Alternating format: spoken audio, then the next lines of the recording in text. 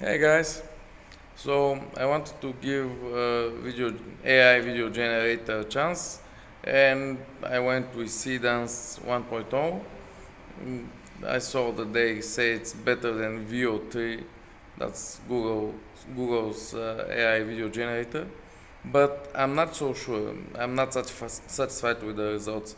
What I got was a short video, which is expected, but the issue is that I paid around $30. I got a good, I think, prompt, and when it generated the video, well, not satisfying at all.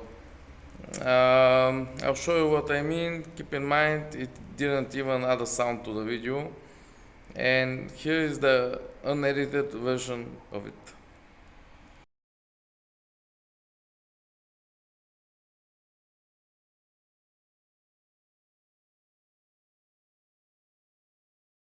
So that's it. What do you think? Do you like it? Do you think it's okay? Do you think it did its job? Do you think it's worth it? Or should I go next time with something proven like VO3?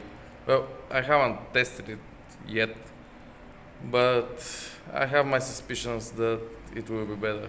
So leave your thoughts in the comments and I'll get back to you. Bye.